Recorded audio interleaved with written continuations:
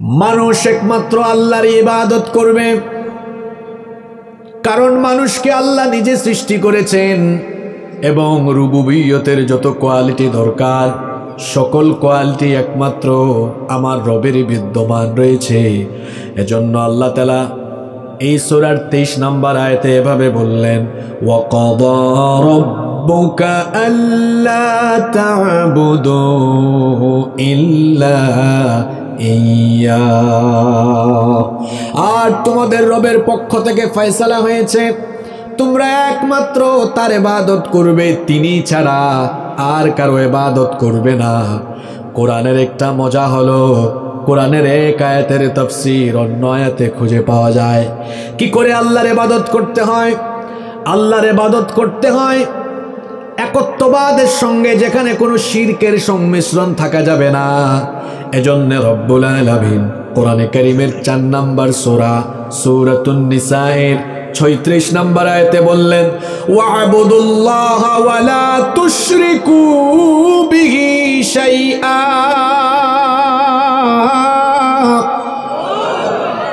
আল্লাহর ইবাদত করো, তার সাথে কাউকে শরীক করো না। ইবাদতের নীতিমালা হলো সেখানে শিরকের কোনো সংমিশ্রণ থাকা যাবে না, কারণ যে ইবাদতের ভেতরে শিরক থাকে ওইটা ইবাদত নয়, ওইটা আল্লাহর দরবারে কবুল হয় না, কারণ শিরক হচ্ছে সবচেয়ে বড় কবিরা গুনাহ। ইন্নাশ শিরকা লাযুলমুন আযীম, নিশ্চয়ই সবচাইতে ভয়াবহ জুলুমের নাম হলো শিরক। এখন প্রশ্ন হতে পারে, কেন মানুষ আল্লাহর ইবাদত করবে? মানুষ আল্লাহর ইবাদত করবে এর মূল কারণ হলো 3টি। কথা বুঝে থাকলে পুরুষোচিত কণ্ঠে জবাব দিয়ে বলেন, মানুষ আল্লাহর ইবাদত করবে এর মৌলিক কারণ মোট কয়টি? 1 নম্বর কারণ হলো, এটা হলো মানুষের উপরে আল্লাহর অধিকার, এটা হলো মানুষের কাছ থেকে আল্লাহর পাওনা, এটা আল্লাহর হক। বুখারী শরীফে হাদিস এসেছে, আন মুআদ ইবনে জাবাল রাদিয়াল্লাহু আনহু قال, মুআদ ইবনে জাবাল রাদিয়াল্লাহু আনহু থেকে এই হাদিসটি বর্ণিত হয়েছে। তিনি বলেছেন, ক্বালা কুনতু রিদফান নবিয়্যি, আমরা বলি সাল্লাল্লাহু আলাইহি ওয়াসাল্লাম আলা হিমার, আমি নবীজির পিছনে একটা গাধার উপরে আরোহিত অবস্থায় ছিলাম। আল্লাহর নবী আমাকে ডেকে বললেন, ইয়া মুআদ, হে মুআজ, হাল তাদরি হাক্কাল্লাহি আলা ইবাদি, মুআজ রে তুমি কি জানো নাকি বান্দার উপরে আল্লাহর হক কি? ওয়া মা হাক্কুল ইবাদি আলাল্লাহ, মুআজ তুমি কি জানো নাকি আল্লাহর উপরে বান্দার হক কি? সাহাবায়ে কেরাম ছিলেন বিনয়ী, বিনয়ের সাথে তারা অনেক সময় জানলেও জবাব দিতেন, আল্লাহু ওয়া রাসূলুহু আলাম, এই ব্যাপারে সব চাইতে ভালো যিনি জানেন তিনি হচ্ছেন আল্লাহ এবং তার রাসূল। তিনি একই রকমের জবাব দিলেন। আল্লাহর নবী তখন বললেন, ফা ইন্না হাক্কাল্লাহি আলাল ইবাদি, বান্দার উপরে আল্লাহর হক হলো আইয়াবুদুহু ওয়া লা ইউশরিকু বিহি শাইআ, বান্দা কেবলমাত্র আল্লাহর ইবাদত করবে, তার সাথে আর কাউকে শরীক করবে না। ওয়া হাক্কাল ইবাদি আলাল্লাহ, আর আল্লাহর উপরে বান্দার হক হলো আল্লাহ ইউআযিবা মান লা ইউশরিকু বিহি শাইআ, যে বান্দা আল্লাহর ইবাদত করবে, ইবাদত গুজার সেই বান্দাকেও আল্লাহ কখনো শাস্তি দিবেন না। তাহলে 1 নম্বর কারণ আমরা এই হাদিস থেকে ফাইন্ড আউট করলাম, আল্লাহর ইবাদত এই কারণে করতে হবে, এটা হলো আল্লাহর অধিকার, এটা হলো আমাদের কাছ থেকে আল্লাহর পাওনা। 2 নম্বর কারণ হলো, আমাকে আর আপনাকে, আমাদেরকে কেবলমাত্র যার ইবাদতের জন্য সৃষ্টি করা হয়েছে, জোরে বলেন তিনি কে? আরো জোরে বলেন তিনি কে? কেন আপনি আল্লাহর ইবাদত করবেন? কারণ আপনাকে এই উদ্দেশ্যেই সৃষ্টি করা হয়েছে। কোরআনুল কারীমের 51 নম্বর সূরা সূরাতুয যারিয়াতের 56 নম্বর আয়াতে রব্বুল আলামিন এভাবে বললেন, ওয়া মা খালাকাতুল জিন্না ওয়াল ইনসা ইল্লা liya'budun, I didn't create the jinn kind and mankind except my worship, জিন আর মানুষকে তো আমি আমার গোলামি ছাড়া অন্য কোনো কিছুর জন্য সৃষ্টি করি নাই। আমাদেরকে সৃষ্টির উদ্দেশ্যই হলো কার ইবাদত করা? আরো জোরে বলেন কার? 3 নম্বর কারণ মানুষ কেন আল্লাহর ইবাদত করবে, এর কারণ হলো এটা হলো আল্লাহর হুকুম, এটা হলো আল্লাহর আদেশ। রব্বুল আলামিন কোরআনে কারীমের 2 নম্বর সূরা সূরাতুল বাকারা এর 21 নম্বর আয়াতে ভাবে বললেন, ইয়া আইয়ুহান নাসু উবুদু রাব্বাকুমুল্লাযী খালাকাকুম ওয়াল্লাযীনা মিন ক্বাবলিকুম লাআল্লাকুম তাত্তাকুন। হ্যাঁ মানব জাতি, তোমরা তোমাদের রবের ইবাদত করো। খুব খেয়াল করে দেখেন, এখানে একটা কথা আমি শুরুতেই বলতে ভুলে গেলাম। আল্লাহ বলেছেন ওয়াকাদা রাব্বুকা, তোমার রবের থেকে ফয়সালা হয়েছে তার ইবাদত করতে হবে। কথাটা আমার শুরুতেই বলা দরকার ছিল, আমার একটু ভুল হয়ে গেল। আপনাদেরকে আবার বলি, এখানে যারা আলেম আছেন তারা জানেন, নিয়মিত যারা কোরআন রিসার্চ করেন, আল্লাহ তাআলা কোরআনের বেশিরভাগ জায়গায় যেখানে ইবাদতের কথা বলেছেন সেখানে আল্লাহ তার সিফাতি নাম রব দিয়েছেন, রবের ইবাদত করতে বলেছেন। আচ্ছা বলেন তো, আল্লাহ যদি চাইতেন এই আয়াতটা এইভাবে নাজিল করতে পারতেন কিনা? ইয়া আইয়ুহান নাসু উবুদুল্লাহ, তোমরা আল্লাহর ইবাদত করো, এভাবেও আল্লাহ নাজিল করতে পারতেন। কিন্তু শব্দ চয়নের নমুনা দেখেন, আল্লাহ বললেন উবুদু রাব্বাকুম, তোমরা তোমাদের রবের ইবাদত করো। আল্লাহর ইবাদত করতে হবে এটা না বলে আল্লাহ বললেন রবের ইবাদত করো। কথা শুনতেছেন? এর কারণটা কি? কারণ হলো মাবুদ হওয়ার জন্য প্রধান শর্ত হলো রব হওয়া। যে রব নয় তাকে কখনো ইবাদত করা যায় না।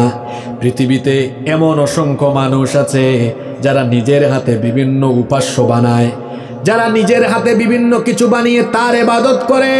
কেউ বা আবার সূর্যের পূজা, তারকার পূজা, নক্ষত্রের পূজা, গাছের পূজা করে। আল্লাহ বলছেন শোনো, তুমি মানুষ হিসাবে একমাত্র তারই ইবাদত করতে পারবে যার মধ্যে রুবুবিয়তের কোয়ালিটি থাকবে। জোরে বলেন তো কিসের কোয়ালিটি? কথাটা কঠিন হয়ে গেল নাকি? আরো সহজ করে বলি, রবের কোয়ালিটি। বলেন কিসের কোয়ালিটি? আরো মজার ব্যাপার হলো কোরআন শুরু হয়েছে রবের পরিচয় দিয়ে, শেষ হয়েছে রবের পরিচয় দিয়ে। বলেন তো কোরআনের প্রথম আয়াতটার নাম কি? আলহামদুলিল্লাহি রাব্বিল আলামিন। আবার শেষ সূরার প্রথম আয়াতটা হলো কুল আউযু, জোরে বলেন, বিরাব্বিন। আবার বলেন তো কবরে প্রথমে কিসের প্রশ্ন?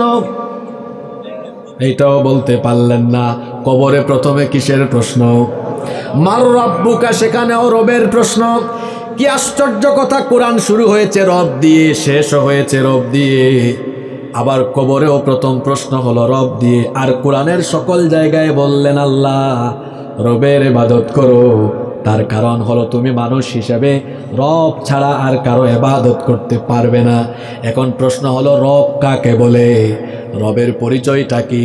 সংক্ষিপ্ত কথা হলো আপনার সকল প্রয়োজন পূরণ করেন যিনি, রব হলেন তিনি। এখন এই কথাটা মিলায় দেখেন তো, যারা গাছের পূজা, সূর্যের পূজা, তারকার পূজা, নিজের হাতে বানিয়ে বিভিন্ন জিনিসের উপাসনা করে, এগুলো কি তাদের প্রয়োজন পূরণ করে? কথা বলেন না কেন? উল্টারও ওদের প্রয়োজন তারা পূরণ করে। এজন্য আল্লাহ বলেছেন রবের ইবাদত করো। রবকে, রব হলেন তিনি, তোমাদের সকল প্রয়োজন পূরণ করেছেন যিনি। যুবক ভাইরা আমার দিকে তাকান, ছাত্ররাও তাকান। বলেন তো দেখি, মানুষের বেঁচে থাকার জন্য সবচেয়ে জরুরি কোন বিষয়, যেটা না থাকলে মানুষ একটা সেকেন্ডও বাঁচবে না? সেই জিনিসটার নাম কি? আরো জুড়ে বলেন, জিনিসটার নাম কি? বিজ্ঞানীরা বলেছেন একজন মানুষ বেঁচে থাকার জন্য প্রতিদিন 500 লিটারের বেশি অক্সিজেন গ্রহণ করে। সুবহানাল্লাহ কইতে পারলেন না? কত লিটারের বেশি? এই 500 লিটার অক্সিজেনের দাম কত জানেন আপনারা? একটু খোঁজ নিয়ে দেখিয়েন। 5 লক্ষ টাকার বেশি। তাহলে আমরা বেঁচে থাকার জন্য ডেইলি কয় লক্ষ টাকার অক্সিজেন লাগে? জোরে বলেন না, কয় লক্ষ? তো একদিনে যদি 5 লক্ষ লাগে, তো এক মাসে কত লাগে? 150 লক্ষ, মানে 1.5 কোটি টাকা। বছরের পরিমাণ কত? 18 কোটি টাকা। আপনাদের হয়তো অনেক পয়সা আছে, আমার তো অত নাই। 18 কোটি মানে চিন্তা করেছেন, জন্মের পর থেকে এখন পর্যন্ত বিলিয়ন, মিলিয়ন, ট্রিলিয়ন ডলারের টাকা না, ডলার বলেছে, বিলিয়ন মিলিয়ন ট্রিলিয়ন ডলারের অক্সিজেন নিয়েছি। কোনো পেমেন্ট লেগেছে নাকি? এটা ফ্রি ফ্রি দিয়েছেন কে? এই আলোচনা পরবর্তীতেও যারা শুনবেন সকলকে বলছি, এজন্য আল্লাহ বলেছেন রবের ইবাদত করো।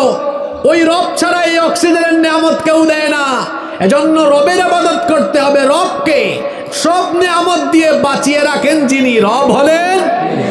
শুধু মানুষের প্রয়োজন নয়, ভোরবেলা সকালবেলা পূর্ব দিগন্তে সূর্য উদিত হওয়ার পরে দেখবেন পাখির কিচিরমিচির আওয়াজ শোনা যায়। আমি তো নিজে গ্রামের ছেলে, গ্রামেই বড় হয়েছি।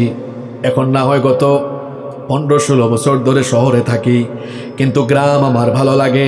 এই গ্রামের কাদামাটিতে আমি বেড়ে উঠেছি। কারণ গ্রামের একটা সুন্দর পরিবেশ হলো ফজরের পরেই দেখবেন পাখির কিচিরমিচির আওয়াজ শোনা যায় কি যায় না? একটু আকাশের পানে তাকাবেন, দেখবেন ভোরবেলা সকালবেলা পাখি তার খাঁচা থেকে বের হয়ে তার ডানা ঝাপটায়া ঝাপটায়া উঠতে থাকে। এই মোবাইলের মধ্যে গুগল ম্যাপ আছে। আমরা যখন চট্টগ্রাম থেকে রওনা করি, গাইবান্ধা আসার জন্য কোন রোডে জ্যাম আছে, কোন রোডে জ্যাম নাই, কোন রাস্তার কোন ক্যাটাগরি, কোন রাস্তা কেমন, স্যাটেলাইট ম্যাপে এটা দেখা যায় কি যায় না? কিন্তু পাখির কাছে তো কোনো স্যাটেলাইট ম্যাপও নাই। সে জানে না আজকে কোন জায়গায় গিয়ে খাবার পাবে। পাশেই তো চলন বিল রয়েছে, এদিক দিয়ে গেলে দেখা যায় নাটোরের সিংড়া দিয়ে ঢুকলে দেখা যায় সেখানে বিলের ধারে দেখা যায় অনেকে মাছও যেমন মারে, মাছ শিকার করে। আবার পাশে দেখা যায় অনেক বক, সারি সারি বক আছে। আপনাদের এলাকায় বক আছে না? আপনারা বককে কি বলেন আঞ্চলিক ভাষায়? এই যে বক বা অন্যান্য পাখিগুলো আকাশে উঠতে থাকে, সে জানে না কোথায় তার খাবার আছে, উঠতেই থাকে উঠতেই থাকে। কিন্তু একটা পাখিও না খায়া থাকে না। সন্ধ্যাবেলায় তাকে তার বাসায় পেট ভরাইয়া যিনি ফিরাইয়া দেন, তিনি কে? তিনি রব, তিনি সবার প্রয়োজন পূরণ করেন। শুধু তাই নয়, এই যে খালে বিলে হাওরে বাওরে নদীতে সমুদ্রে মাছ আছে, এগুলোকে তো আমরা খাওয়াই না। এগুলোকেও যিনি রিজিক দিয়ে বাঁচিয়ে রাখেন, গলার আওয়াজ বড় করে বলেন তিনি কে? সেই আল্লাহ বলেছেন সবার ইবাদত তুমি করতে পারবা না, ইবাদত করতে হবে রবের। আর রবকে সবার সকল প্রয়োজন পূরণ করেন যিনি, রব হলেন তিনি। এজন্য আল্লাহ বললেন ইয়া আইয়ুহান নাসু উবুদু রাব্বাকুমুল্লাযী খালাকাকুম ওয়াল্লাযীনা মিন ক্বাবলিকুম লাআল্লাকুম তাত্তাকুন। হে মানব জাতি, তোমরা তোমাদের রবের ইবাদত করো যিনি তোমাদেরকে এবং তোমাদের পূর্ববর্তীদেরকে সৃষ্টি করেছেন। জুড়ে বলেন তিনি কে? শুধু তাই নয়, পৃথিবীতে আল্লাহ যত নবী রাসূল পাঠিয়েছেন সব নবী রাসূল সেই আল্লাহরই দাওয়াত দিয়েছেন। কেউ তাদের গোলামি করতে বলেন নাই। নবী রাসূল কি তাদের গোলামির কথা বলেছেন না আল্লাহর গোলামির কথা বলেছেন? আরো জোরে বলেন কার? কোরআনে কারীমের 18 নম্বর সূরা সূরাতুন নাহলের 36 নম্বর আয়াতে আল্লাহ তাআলা বলছেন ওয়ালাকাদ বাআসনা ফি কুল্লি উম্মাতির রাসূলা আন ইবুদুল্লাহা ওয়াজতানিবুত তাগুত। আল্লাহ তাআলা বলছেন আর অবশ্যই আমি প্রত্যেক উম্মতের জন্য রাসূল পাঠিয়েছি, আর সকলেই গিয়ে তাদেরকে দাওয়াত দিয়েছেন এভাবে, সকলেই বলেছেন আনি আবুদুল্লাহ, একমাত্র ইবাদত হবে কার? আরো জোরে বলেন কার? এজন্য আল্লাহ আয়াতে বললেন ওয়াকাদা রাব্বুকা আল্লা তা'বুদু ইল্লা ইয়া। তোমার রবের তরফ থেকে ফয়সালা হয়েছে তিনি ছাড়া কারো ইবাদত করা যাবে না, একমাত্র আল্লাহর ইবাদত করতে হবে। এবার আমার দিকে তাকান, এতক্ষণ ধরে শুনতেছেন ইবাদত ইবাদত ইবাদত। এবার আমার দিকে তাকান, বলেন তো ইবাদত শব্দটা বাংলা না ইংরেজি? আপনারা ঘুমাই গেলেন নাকি? মাত্র লাইনে তুললাম, এখন মূল কথাগুলো বলবো। এখন যদি ঘুমাই যান তাহলে হবে? বলেন দেখি ইবাদত শব্দটি বাংলা না ইংরেজি? জোরে বলেন। আরবি। ইবাদত শব্দের অর্থ কি? ইবাদত শব্দের অর্থ নাকি আরবি? ইবাদত শব্দের অর্থ কি? আচ্ছা, দাসত্ব। আর কি বলেন? আনুগত্য করা। আচ্ছা, গুড, আপনি খুব ভালো বলেছেন। তাফসীর পড়েছেন নাকি? উনি খুব সুন্দর অর্থ বলেছেন। আমাদের দেশে কয়েকটা শব্দকে গলা টিপে হত্যা করা হয়েছে। এই শব্দগুলো বলি: দ্বীন, ইসলাম, ইবাদত। শব্দগুলো শুনছেন? কোরআন তো আরবি ভাষায় নাজিল হয়েছে। কোরআনকে কোরআনের ভাষায় বুঝতে হয়, এটা অন্য ভাষায় বুঝলে হয় না। আমাদের দেশে অনেক মানুষ মনে করে নামাজ, রোজা, হজ, যাকাত ইটস কল্ড ইবাদত। এ ভুল বুঝছে। এ ইবাদত মানে বুঝে নাই এখনো। অনেকে মনে করে দ্বীন শব্দের অর্থ হলো ধর্ম।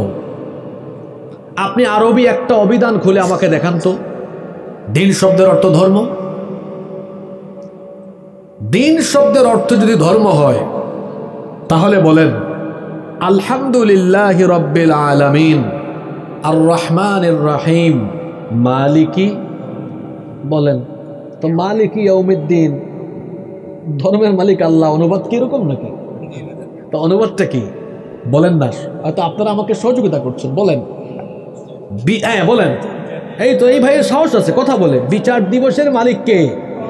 এখানে দ্বীন শব্দের অর্থ হলো জাযা, হিসাব। হিসাব এটাও আরবি শব্দ। আমরা বলি না হিসাব বাংলায়, এটা হলো হিসাব আরবি। তাহলে সূরা ফাতিহায় দ্বীন শব্দের অর্থ কি? কথা বলে না। হিসাব। বলেন দ্বীন শব্দের অর্থ কি? দ্বীন শব্দের অর্থ সূরা বাইয়িনায় যান, ওয়ামা উমিরু ইল্লা লিয়াবুদুল্লাহ মুখলিসিনা লাহুদ্দিন। এই আয়াতের অর্থ কি? তাদেরকে এই আদেশ দেওয়া হয়েছে একনিষ্ঠভাবে দ্বীনকে আল্লাহর জন্য ঠিক করবে। এখানে দ্বীন শব্দের অর্থ একনিষ্ঠতা। দেখছেন কারবার? এক এক জায়গায় এক এক অর্থ।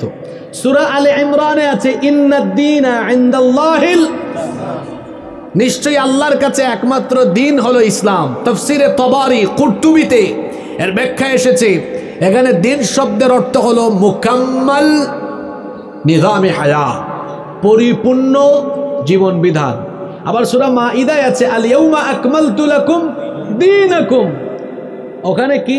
আজ আমি তোমাদের জন্য তোমাদের দ্বীনকে। ওখানে আবার দ্বীন শব্দের অর্থ হলো জীবন বিধান। দেখছেন শব্দ কয়টা? একটা। অর্থ কয়টা? অর্থ কি একটা? আবার আরো আছে। সূরা ইউসুফ, কোরআনের 12 নম্বর সূরা, সেখানে বলা হয়েছে ফি দীনিল মালিকি ইল্লা আই ইয়াশা আল্লাহ। আল্লাহ যদি না চাইতেন তাহলে ইউসুফ বাদশাহী আইনে তার ভাইকে রাখতে পারত না। এখানে দ্বীন শব্দের অর্থ আইন। শব্দ কয়টা? অর্থ কয়টা? দ্বীন শব্দের অর্থ ধর্ম নয়। অপব্যাখ্যা করা হয়েছে আমাদের দেশে। ধর্ম মানে হলো কোনো বিষয়কে ধারণ করা। আগুনের ধর্ম পুড়িয়ে দেওয়া, পানির ধর্ম ভিজিয়ে দেওয়া। দ্বীন শব্দের অর্থ হলো জীবন ব্যবস্থা। জীবন ব্যবস্থা মানে কি? আজকের এই মাহফিলের একটা ব্যবস্থাপনা কমিটি আছে, এটা একদিনে আয়োজন হয় নাই।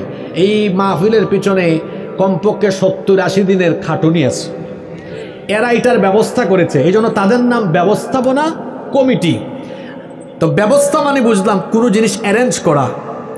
জীবন মানে কি? একজন লোক জন্মগ্রহণ করেছে 1980 সালে, মারা গেছে 2024 সালে। 80 থেকে 2024 পর্যন্ত গোটা সময়ের সমষ্টির নাম হলো জীবন। তো জীবন বুঝলাম 40 বছরের জীবন।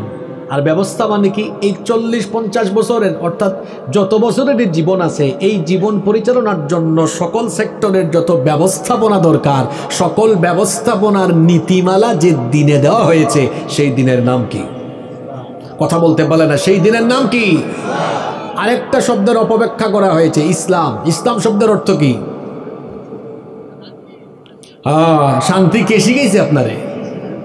ইসলাম শব্দের অর্থ হচ্ছে সারেন্ডার করা, আত্মসমর্পণ করা। আর আজকে আরেকটা শব্দ আসছে এখানে, বলেন শব্দটা কি? এভাবে তো মজা লাগবে না, আপনারা কথা বলতে হবে। শব্দটা কি? আপনারা মনে করছেন আজকে হুজুর খালি মা বাপের ওয়াজ করবে, এইটার তাফসীরে তো শেষ হইতেছে না। মূল জায়গায় ধরছি তো আপনাদেরকে। বলেন ইবাদত শব্দটা কি? এটাকে আমরা আরবিতে এভাবে উচ্চারণ করি ইবাদাহ। এই ইবাদাহ শব্দের অর্থ কি? দেখেন, আমি তাফসীর ইবনে কাসির থেকে আপনাদেরকে শোনাই। ইবাদত শব্দের অর্থ, কোরআন তো আরবিতে নাজিল হয়েছে, সিনোনিম মুরাদিফগুলো কি কি? ইবাদত শব্দের অর্থ হলো আয-যুল্লু ওয়াত-তাযাল্লুলু ওয়াল-খুদুউ ওয়াল-ইনকিয়াদ। ইবাদত শব্দের অর্থ হলো নত হয়ে ঝুঁকে পড়ে কারো আনুগত্য করা। বলবেন হুজুর এত লম্বা কথা কেমনে মনে রাখতাম? তাহলে সংক্ষিপ্ত কথা হলো আনুগত্য করা। এবার পুরুষ মানুষের মতো জবাব দেন, কেউ ঝিমাইয়েন না, ডানে বামে তাকাইয়েন না, লাইনে তুলছি মাত্র, একটু পরে মূল কথাগুলো বলবো। ইবাদত শব্দের অর্থ কি? এজন্য মুফাসসিরগণ বলেছেন আসলুল ইবাদাতি হিয়া আত-তাআহ। ইবাদতের মূল কথা হলো আনুগত্য করা। আমাদের দেশের বেশিরভাগ মানুষ মনে করে ইবাদত মানে হলো 5 ওয়াক্তের নামাজ, রোজা, হজ, যাকাত, দান সদকা, মাহফিলে আসা যাওয়া করা, এগুলো ইবাদত। জোরে বলেন তো, শুধু কি এগুলা ইবাদত? যদি ওর কথা আমি ধরেই নেই এটা ইবাদত, একটা একটা পয়েন্ট দিয়ে ব্যাখ্যা করি। ও কি বলেছে? নামাজ ইবাদত। তাইলে বলেন তো প্রতিদিন নামাজ কয় ওয়াক্ত? পুরুষ মানুষের মতো জবাব দেন, মহিলারা লজ্জা পাচ্ছে। নামাজ কয় ওয়াক্ত? আরো জোরে, কয় ওয়াক্ত? এবার একটু বুঝে শুনে জবাব দেন তো, 5 ওয়াক্ত নামাজ কেউ যদি প্রতিদিন আদায় করে তাহলে সর্বমোট তার কত ঘন্টা সময় লাগতে পারে? বড়জোর বলেন, বড়জোর জোরে বলেন, কয় ঘন্টা? 1 ঘন্টা। তো 24 থেকে 1 ঘন্টা বাকি গেল, বাকি থাকে কত? জোরে বলেন, বাকি থাকে কত? তো নামাজ যদি শুধু ইবাদত হয়, 1 ঘন্টা না হয়ে এই লোক ইবাদত করলো, বাকি 23 ঘন্টা ইবাদত হবে কার? কথা বলে না। ওই 23 ঘন্টা সে থাকে কোথায়? ওই 23 ঘন্টা সে ব্যবসা করে, ওই 23 ঘন্টা সে চাকরি করে, ওই 23 ঘন্টা সে রাজনীতি করে, ওই 23 ঘন্টা সে তার কর্মব্যস্ততায় থাকে। 1 ঘন্টা আমি যেমন আল্লাহর দেওয়া হুকুম আর রসুলের দেওয়া তরিকায় গিয়ে নামাজ আদায় করি, বাকি 23 ঘন্টা আমার ব্যবসা বাণিজ্য, আমার চাকরি বাকরি, আমার অর্থনীতি, রাজনীতি, রাষ্ট্র পরিচালনা, সবকিছু আল্লাহর হুকুম আর রসুলের তরিকা মতো হওয়ার নাম ইবাদত। আমাদের সমাজে আপনি 98 জন, শতকরা 98 জন মুসলমান পাবেন যে 5 ওয়াক্তের নামাজে গিয়ে আল্লাহর আনুগত্য করে, আর নামাজের বাইরে 23 ঘন্টা নেতা নেত্রী শয়তান আর তাগুতের আনুগত্য করে। এই ইবাদতের কিছুই বুঝে নাই, ইবাদতের কিছুই বলছি না। একটা একটা করে আজকে ধরবো। এত গেল নামাজ, রোজা। বছরে কয় মাস? কথা বলেন না কেন? 1 মাস। বছরে বাকি আছে আরো কয় মাস? সুদখোর রমজানে সুদ নেয় না, এখন রোজার মাস। ঘুষখোর ওই মাসে ঘুষ খায় না, কয় রোজার মাস। যুবক ছেলে হারাম রিলেশন করে তার গার্লফ্রেন্ডকে রমজানের আগের দিন বলে, ওগো শুনছো এখন কিন্তু রমজান মাস, ঈদের চাঁদের রাতে কথা হবে। হাসানোর জন্য বলছি না, ভালো করে শোনেন। পেট মোটা ঘুষখোর ব্রিজের টাকা, রাস্তার টাকা, কালভার্টের টাকা খাই ফেলে। আমার দেশে এমন চোরের সংখ্যা কম। জোরে বলেন, কম না বেশি? রমজান মাসে একটু লিবারেল থাকে। 1 মাস আমি যেমন আল্লাহকে ভয় করে সুদ ঘুষ হারাম রিলেশন পাপ থেকে আমি যেমন বিরত থাকি, বাকি 11 মাস এইভাবে আল্লাহকে ভয় করে সকল পাপ থেকে নিজেকে বাঁচিয়ে রাখা, এটাও ইবাদত। নামাজ গেল, রোজাও গেল, হজ। হজের কার্যক্রম বছরে কয় দিন? আঙ্গুল দেখে বলেন অন্তত কয় দিন? হজের কার্যক্রম কয় দিন? 5 দিন। বাকি থাকে কত দিন বছরে? 360 দিন। 5 দিন হজের কার্যক্রমে গিয়ে যেভাবে আমি একদম আল্লাহ আর রসুলের তরিকায় চলাফেরা করি, বাকি 360 দিনও আমি আল্লাহ আর তার রসুলের তরিকায় চলাফেরা করব। এর নাম ইবাদত। এর নাম কি? কিন্তু আমাদের অনেকের খাসলত হলো মসজিদে আমরা যাই, যাওয়ার পরে আল্লাহর হুকুম মতো নামাজ আদায় করি, কিন্তু মসজিদের বাইরে আমি আমার পরিবার, আমি আমার ব্যবসা চালাই শয়তানি হুকুম মতো।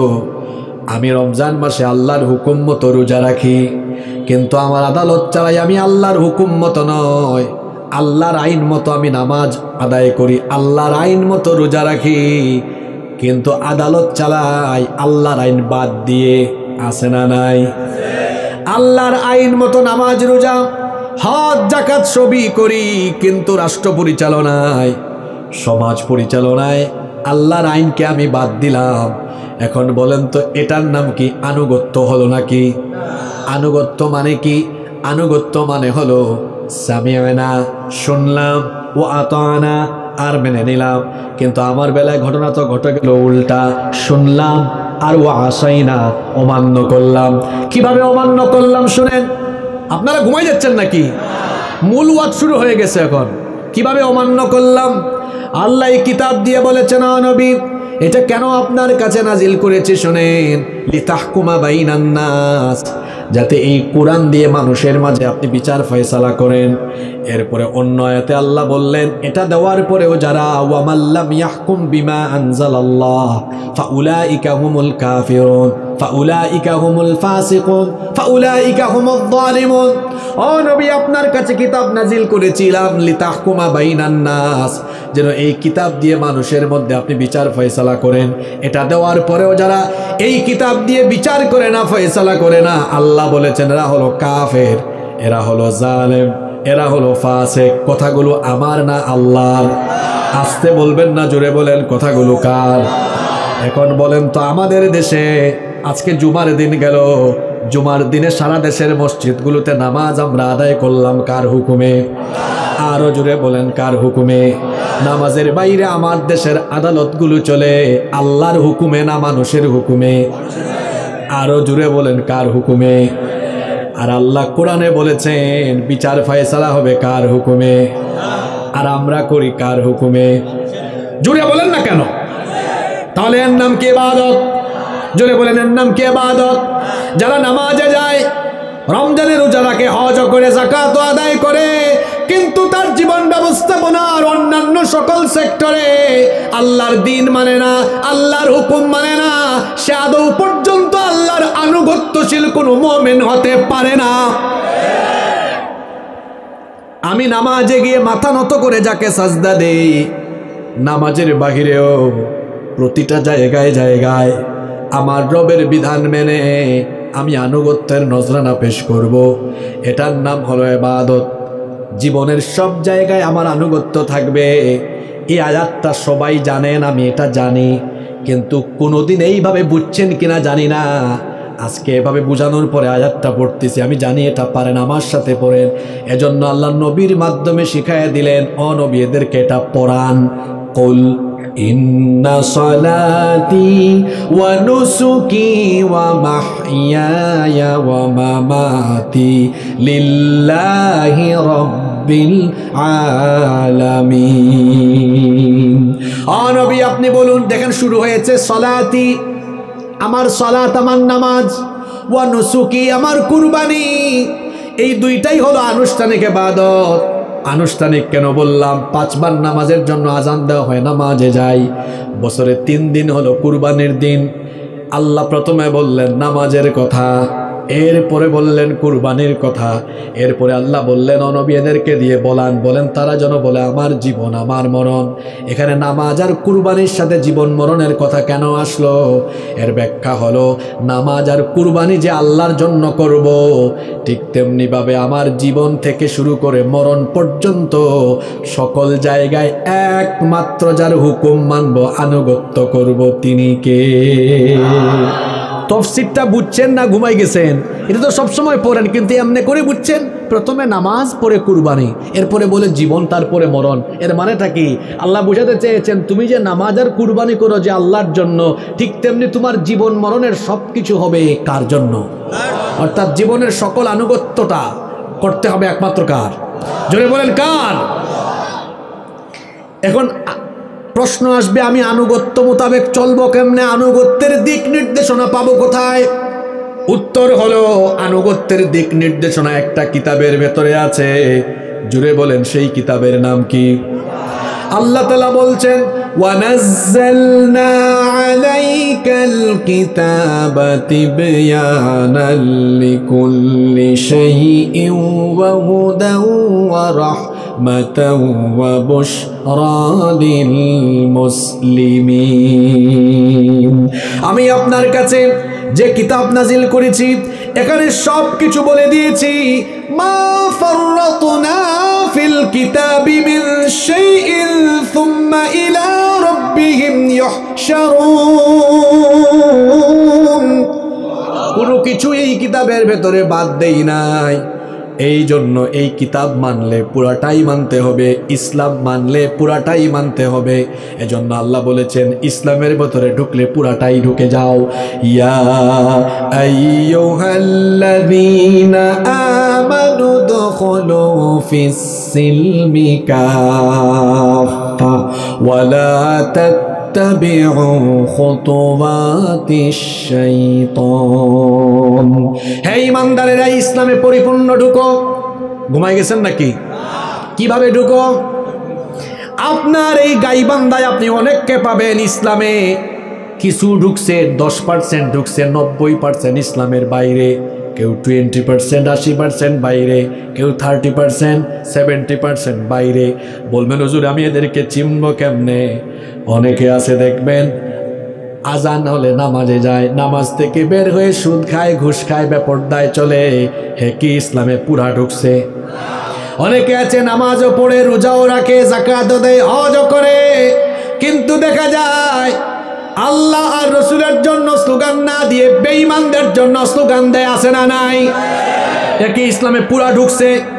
জোরে বলেন পুরা ঢুকছে। ইসলামে পরিপূর্ণভাবে ঢুকার মানে হলো আমার মরণ পর্যন্ত আমি আল্লাহর আনুগত্য করব। ইবাদতটা হবে কতক্ষণ? আল্লাহ বলছেন ওয়াবুদ রাব্বাকা হাত্তা ইয়াতিয়াকাল ইয়াকিন। কোরআনে কারীমের 15 নম্বর সূরা সূরাতুল হিজরের 99 নম্বর আয়াতে আল্লাহ বলেছেন তোমার কাছে মৃত্যু আসা পর্যন্ত একমাত্র যার ইবাদত করতে হবে তিনি কে? ওই ইবাদতটা কেমন হবে? পরিপূর্ণভাবে আনুগত্য হবে কার? জোরে বলেন পরিপূর্ণভাবে আনুগত্য হবে কার? কথা বললে তো আমরা সবাই ধরা খেয়ে যাব। আল্লাহর পরিপূর্ণ আনুগত্য তো আমরা করছি না। দেখুন আপনার আইন ব্যবস্থার দিকে, আপনি ব্রিটিশদের থেকে আইন ধার করেছেন, আপনি আল্লাহর দেওয়া আইনকে প্রত্যাখ্যান করেছেন। আমার দেশে যে আইন চলছে এটা কাদের তৈরি করা? এই যে পেনাল কোডগুলো ওদের থেকে ধার করা, এগুলো এখন ওদের কাছ থেকে ধার করা। এই আইন দিয়ে আমাদের কি খুব বেশি লাভ হয়ে গিয়েছে? 54 বছর হয়েছে দেশ স্বাধীন হয়েছে, তার মধ্যে 32 বছর 2 জন নারী দেশ পরিচালনা করেছেন, এবং নারীরা এতই তো ক্ষমতা পেয়েছে, প্রধানমন্ত্রী, বিরোধী দলীয় নেত্রী, স্বরাষ্ট্র, পররাষ্ট্র, শিক্ষা, স্পিকার সব নারীরা ছিল। ছিল কি ছিল না? এরপরে 22 বছর আরো বিভিন্ন কাক্কু মিলে চালাইছে। আপনারা কাক্কু বলেন না চাচা বলেন? আমাদের এলাকায় সিলেটি ভাষায় চাচাকে আবার কাক্কু বলে। তো বললাম কয়েক কাক্কু মিলে চালাইছে, আর ওইদিকে 2 খালা মিলে চালাইছেন। এখন এই 54 বছর চালিয়েছেন আল্লাহর আইনে না মানুষের আইনে? আর 32 বছর যে নারীরা এত ক্ষমতা পাইছে, তাই বলে কি নারী নির্যাতন, নিপীড়ন, ধর্ষণ বন্ধ হয়ে গিয়েছে নাকি? এই তো 7-8 মাস আগে মাগুরায় একটা মেয়ে ধর্ষিতা হয়েছে, 8 বছর বয়স। নাম কি তার? জোরে বলেন তার নাম কি? আসিয়া। সে কবরে চলে গিয়েছে, তার ধর্ষকরা এখনো বেঁচে আছে না নাই? এটা কেমন আইন আপনাদের দেশের? আমাকে বলেন তো, এটা কেমন আইন যে আইন থাকার ফলে ধর্ষিতা কবরে গিয়ে কবরে ঘাস উঠে আর ধর্ষক বেঁচে থাকে? সে আইনের মুখে আমি লাথি মারি। কোন জাতের আইন? ধর্ষিতা কবরে আর ধর্ষক বেঁচে আছে, এটা কোন আইন হইল? নিরপরাধ মানুষ খুন হয়েছে, খুনি বেঁচে আছে, কি এটার আইন? এটা বিপরীতে আল্লাহর আইন এখানে দাঁড় করা। ধর্ষকের শাস্তি আল্লাহর আইনে কি? জোরে বলেন। কথাটা পরিপূর্ণ হয় নাই না। এখন মনে হয় এখানে আলোচনা অনেকে লাইভ করতেছে, তাই না? লাইভ মৃত্যুদণ্ড। কি মৃত্যুদণ্ড? লাইভ মৃত্যুদণ্ড মানে কি? অনেকের ফাঁসি হয় কাশিমপুর কারাগারে। আপনারা কি লাইভ দেখেন নাকি? কিন্তু ধর্ষকের শাস্তিটা কি? লাইভ। দর্শকের শাস্তিটা হলো লাইভ একদম। সুইগ্রামে এই ঘটনা ঘটেছে, সুইগ্রামের মানুষের চোখের সামনে এই মৃত্যুদণ্ড হবে। কেন? বাংলাদেশে অপরাধ হয়েছে এমন, দেশের মানুষের সামনে বা আপামর জনতার সামনে এটা হবে। কেন? যাতে করে এই শাস্তি জনসম্মুখে প্রত্যক্ষ করে এই স্বভাব চরিত্রের কোনো মানুষ থাকলে এই বিচার দেখে সেও যেন তারের মতো সোজা হয়ে যেতে পারে। 54টি বছর ধরে মানুষের তৈরি করা আইন থাকার ফলে আমাদের ভাগ্যের কোনো পরিবর্তন হয়নি। এজন্য আমি যুবক ভাইদেরকে বলতে চাই, যাদের রক্তের উপর দিয়ে নতুন বাংলাদেশ আমরা পেয়েছি, এই বাংলাদেশকে নতুন করে বিনির্মাণ করতে হলে ইনসাফের বাংলাদেশ, জুলুম মুক্ত বাংলাদেশ, কল্যাণের বাংলাদেশ, এটা যদি আমরা বিনির্মাণ করতে চাই, নারী অধিকার, শ্রমিকের অধিকার, যেখানে সকল মানুষের অধিকার প্রতিষ্ঠিত হয়ে স্বনির্ভর জাতি হয়ে আমরা মাথা উঁচু করে যদি দাঁড়াতে চাই, তাহলে মানুষের তৈরি করা আইনের বুকে লাথি দিয়ে সেটাকে বঙ্গোপসাগরে ফেলে দিয়ে আল্লাহর কোরআনের আইনকে গ্রহণ করে নিতে হবে। কারা কারা রাজি আছেন দুহাত তুলে আল্লাহকে দেখান।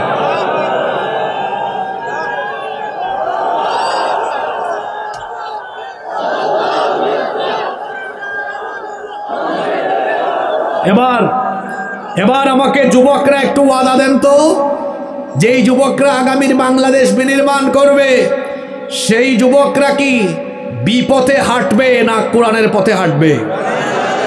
যুবক ভাইয়েরা কোথায় যাচ্ছ, কোন বেঈমানের সাথে হাঁটাচলা করছো? তোমাকে আমি একটা উদাহরণ দেই। এক লোক আতরের দোকানে ঢুকেছে, আতর কিনে নাই, 15-20 মিনিট আতরের দোকানে ছিল। সে বের হয়ে গেলে তার গায়ে আতরের গন্ধ হবে কি হবে না? আরেক লোক বিড়ি সিগারেট খায় না, কিন্তু বিড়িখোরের সাথে হাত মিলাইছে, হাতে বিড়ির গন্ধ হবে কি হবে না? এই উদাহরণটা কেন দিলাম? আতরের সাথে থাকলে আতরের গ্রাণ হয়, বিড়ির সাথে থাকলে বিড়ির গ্রাণ হয়। সৎসঙ্গে স্বর্গবাস, অসৎসঙ্গে।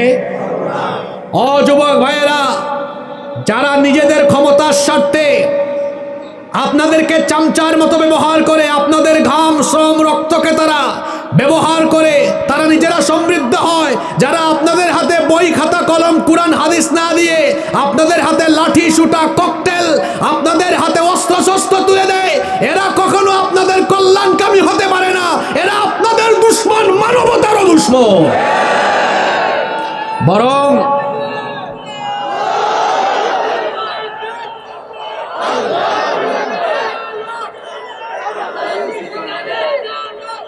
বরং আমি যুবকদেরকে বলবো, ছাত্রদেরকে বলবো, হয় আলেম হয়ে যাও, হয় আলেম হও, নইলে সুযোগ থাকলে আলেমের ছাত্র হও। সেই সুযোগও যদি না থাকে, কোন নেতা খেতার সঙ্গী না হয়ে আলেমদের সুহবতে চলে যাও। বললাম না, আতরের সাথে থাকলে আতরের গ্রাণ, বিড়ির সাথে থাকলে বিড়ির গ্রাণ। বন্ধ ঠিক করে নাও। এজন্য যুবকদেরকে বলছি, বাংলাদেশের আলেম উলামা যেই দিকে, আমরা আছি, মনে থাকবে। আমিও তো আপনাদের মতো যুবক, আমি আপনাদের ভাই। আমি আপনাদেরকে আহ্বান করছি আল্লাহর দ্বীনের দিকে, আমি আপনাদেরকে আহ্বান করছি আল্লাহর কোরআনের দিকে, আমি আপনাদেরকে আহ্বান করছি আল্লাহর নবীর সুন্নাহর দিকে। মনে রাখতে হবে, কোরআন সুন্নাহর পথ ছাড়া আমাদের কোনো মুক্তি। আল্লাহ আমাদেরকে বুঝার তৌফিক দান করেন। তাহলে ইবাদত মানে আনুগত্য। জোরে বলেন, ইবাদত মানে কি? আনুগত্য হবে কার? আর আল্লাহর আনুগত্যের পরে যার আনুগত্য করতে হয় তিনি হচ্ছেন রসুল। কারণ যে ব্যক্তি রসুলের আনুগত্য করে সে যেন প্রকৃত অর্থে আল্লাহরই আনুগত্য করে। এজন্য আমাদের সামনে একটা মডেল আছে, আল্লাহকে আনুগত্য করার জন্য আমাদের সামনে একটা মডেল আছে। সেই মডেল আর কেউ নন, তিনি হচ্ছেন মুহাম্মাদুর রাসূলুল্লাহ। তিনি দেখিয়েছেন কি করে নিজের জীবন পরিচালনা করতে হয়, কি করে পরিবার চালাতে হয়, কি করে সমাজ চালাতে হয়, কি করে রাষ্ট্র চালাতে হয়। আল্লাহ নবীকে রাষ্ট্র চালাতে হবে কিভাবে দেখায় যান নাই? কিছুদিন আগে একজন খুব সুন্দর কথা বলছে, কয় আমরা মদিনার ইসলাম চাই। খুব সুন্দর কথা, আমার বড় পছন্দ হয়েছে। কিন্তু আমি চিন্তা করে দেখলাম যেই ব্যক্তি বক্তব্য দিল তার কিন্তু ক্লিন শেভ। তো আমি মনে মনে আশ্চর্য হলাম যে মদিনার ইসলাম কি এরকম ক্লিন শেভিং ইসলাম নাকি? মদিনার ইসলামে কি মানুষের আইন না আল্লাহর আইন? আপনি কি আমার কথা রাগ করেছেন নাকি? আমি তো আপনার কথা ধরে আপনাকেই বলছি, আমি আপনার কথার সাথে 100% একমত। আপনিও মদিনার ইসলাম চান, আমরা সবাইও মদিনার ইসলাম। যারা বললেন না তারা মনে হয় চান না। তো মদিনার ইসলামে কি মানুষের আইন না আল্লাহর আইন? এই যে ইউনূস সাহেব গতকাল জাতির উদ্দেশ্যে ভাষণ দিয়েছেন, শুনছেন আপনারা? আমি শুনছি পুরা ভাষণটা। ওখানে উনি কি বলেছেন? যে আমরা সংস্কার কমিশন করেছি, অনেক কিছু সংস্কার করেছি, আগামী সরকার এসে অনেক কিছু সংস্কার করবে। আমার দিকে তাকান, এই সংস্কার কিন্তু শুরু হয়েছে 1972 সাল থেকে। কি সংস্কার? সংবিধান সংস্কার। বাংলাদেশের সংবিধান এই পর্যন্ত সংশোধন হয়েছে কতবার? জোরে বলেন না কেন? 17 বার। সামনে যে কতবার হবে আল্লাহ জানে। আমার দিকে তাকান, ওই সাইডের ওইজনকে, ওনাকে দায়িত্ব দিয়েছেন আপনি সুই গ্রাম চালান, আপনাকে দায়িত্ব দিয়েছি আমরা। তো একটা এলাকা চালানোর জন্য একটা আইন বানানো লাগবে না?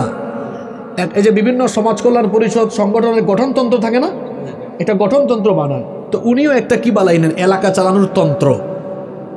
যে এই এলাকায় চুরি করলে এটা হবে শাস্তি, ডাকাতি করলে এটা হবে, এটা হবে, ওইটা হবে। আমরা তো মানুষ মরণশীল। উনার পরে উনি দায়িত্ব পাইছেন, উনি দেখলেন হায় রে হায়, আমার আগের আইন তো বড় জটিল, এভাবে চললে আমাকে যারা সাপোর্ট দেয় অবস্থা খারাপ, এরা আমারে সাপোর্ট দিবে না। উনি হঠাৎ করে বললেন, সুই গ্রামের মানুষ, আমি একটু আইনটা সংস্কার করতে চাই, সংশোধন। মনে রাখবেন, মানুষ যখন আইন সংশোধন করে সে তখন তার নিজের স্বার্থ, দলের স্বার্থের কথা আগে বিবেচনা করে।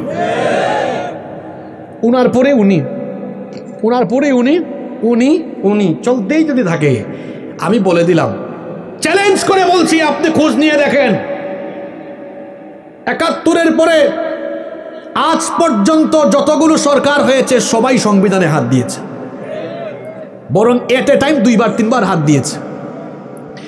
আমি এটাও আপনাকে চ্যালেঞ্জ করে রাখলাম, সামনে যারাই আসবে, এরপরে যে আসবে, তারপরে যে আসবে, সবাই হাত দিবে। সবাই হাত দিয়ে সে তার মতো করে সংবিধান তৈরি করে নিবে, যেমন করে সে বেশি দিন থাকতে পারে, সুযোগ সুবিধা বেশি পেতে পারে, ওই রকম করে তৈরি করবে। আল্লাহর কসম, যারা আইন বানানোর সময় নিজের দলের আর ক্ষমতার স্বার্থ বিবেচনা করে আইন সংশোধন করে, এদের বানানো আইনে জনগণের কোনোদিন কল্যাণ হবে না। এই কোরআন 1500 বছর আগে নাজিল হয়েছে, আজ পর্যন্ত কয়বার সংশোধন হয়েছে? ওই উনার কাছে আবার গেলাম, আপনি সুই গ্রাম চালান, খবরদার, একদম সাবধান, একটা আইন আপনি বানাইতে পারবেন না, এইটা আছে ধরেন নেন, এটা দিয়ে চালান। উনার পরে উনি, তারপরে উনি, তারপরে আমি, তারপর আমার ভাই, এভাবে ব্যক্তির পরিবর্তন হয়েছে। মনে করেন 50 বছরে কোনো আইনের কি পরিবর্তন হবে? কার বাপের ক্ষমতা আছে আল্লাহর আইন বদলাতে পারবে? তাহলে দেখা গেল কোরআনের আইন থাকলে ব্যক্তি বদল হয়, আইনের কোনো কথা বলেন না কেন আপনারা? আইনের কোনো পরিবর্তন হয় না। আর কোরআনের আইন বাদ দিয়ে মানুষের আইন থাকলে ব্যক্তি পরিবর্তনের সাথে সাথে আইনও কি হয়? দেখেন না, কিছুদিন আগে ছিল আইসিটি মামলা, এখন আর আইসিটি আগামীতে আবার হইতেও পারে, কারণ যে যখন সুযোগ পাবে শেষ ক্ষমতা তার মতো করে কাজে লাগাবে। হ্যাঁ, বাংলাদেশের মানুষ ভালো করে শুনে রাখেন, যারা 54 বছরে 17 বার সংবিধান সংশোধন করে, এই সংশোধিত, পরিমার্জিত, পরিবর্ধনকৃত এইরকম আইন দিয়ে কোনোদিন মানুষের ভাগ্য বদলাবে না। আমি জাতি গড়ার কারিগর যুবক তরুণদেরকে বলবো, ভাইয়েরা আমার, সিদ্ধান্ত নিতে হবে এই জাতির পরিবর্তনের জন্য, ভাগ্যের কল্যাণের জন্য আল্লাহর দেওয়া এই অপরিবর্তনীয় কিতাবকে যতদিন পর্যন্ত আমরা গ্রহণ করতে পারবো না, ততদিন পর্যন্ত এই জাতির কপাল খুলবে না। এই জন্য আমরা মানুষের আইন আর চাই না, আমরা কার আইন চাই? আরো জোরে বলেন, কার আইন চাই? গাইবান্ধার মানুষ কি চায় না? তাহলে জোরে বলেন কার আইন? সেই কথাই আল্লাহ বলছেন, আমার আনুগত্য করো, আমার ইবাদত করো। কতক্ষণ? একটু আগে না আয়াতটা বললাম, সূরা হিজরের 99 নম্বর আয়াত, মালাকুল মউতের সাথে দেখা হবে না যতদিন আল্লাহর আনুগত্য হবে। আপনাদের কষ্ট হচ্ছে নাকি? এবার কিছু আবেগ ঘন আবেগ তাড়িত কথা বলবো। যদি আমার সামনে যে বাবা এবং ভাইয়েরা আছেন সকলের ধৈর্য থাকে, আমি আপনাদেরকে আজ জীবনের অনেক মুহূর্ত আছে যেগুলো আপনারা ভুলে গিয়েছেন, এই মুহূর্তগুলো আমি আপনাদেরকে আজকে স্মরণ করিয়ে দিব। আপনার জীবনের এমন কিছু স্মৃতিময় সময় আছে আপনি ভুলে গিয়েছেন। আপনার জীবনের এমন কিছু মুহূর্ত আছে যখন আপনার ভাষা ছিল না, যখন আপনার জ্ঞান বিবেক বুদ্ধি ছিল না। এমন একটা সময় ছিল, ওই সময়ে এমন এমন বহু কিছু ঘটেছে আপনার মনে নাই, আপনার উপলব্ধির ভেতরে এগুলো নাই। আজকে আপনার বিবেকের কড়ায় আমি এই কথাগুলো পৌঁছে দেওয়ার চেষ্টা করব। আপনারা 15 থেকে 20 মিনিট মনোযোগী হয়ে থাকতে পারবেন তো? থাকবেন তো? মোনাজাত পর্যন্ত আছেন তো আমার সাথে? রব্বুল আলামিন বলছেন, আমার ইবাদত, আমার আনুগত্য, এটা হলো আমার হক, তোমরা সকলেই আমার ইবাদত করবে।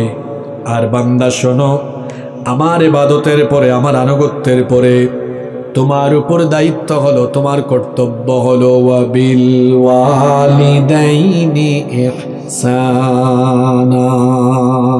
মাশাআল্লাহ, আমার সামনে তো সব যুবক, এখানে যুবক ভাইরা যুবকের মতো রেসপন্স করব, পারবো না ইনশাআল্লাহ? আল্লাহ বলছেন, আমার ইবাদত, আমার আনুগত্যের পরে তোমার উপর দায়িত্ব হলো, তোমার রেসপন্সিবিলিটি হলো তোমার প্যারেন্টস, তোমার পিতা মাতার সাথে দুনিয়ার সব চাইতে ভদ্র, সুন্দর, সম্মানজনক আচরণ করা। পিতামাতা হলো সন্তানের জন্য সব চাইতে গুরুত্বপূর্ণ নেয়ামত। বাবা, 2টা অক্ষরের নাম বাবা। এই বাবা আমাদের জীবনের জন্য এত গুরুত্বপূর্ণ। আহারে, বাবা হলেন একটা বটবৃক্ষের মতো, যিনি ছায়া দিয়ে দিয়ে সন্তানকে আগলে রাখেন। সেই বাবা আমার আপনার জীবনের জন্য এত বড় নেয়ামত।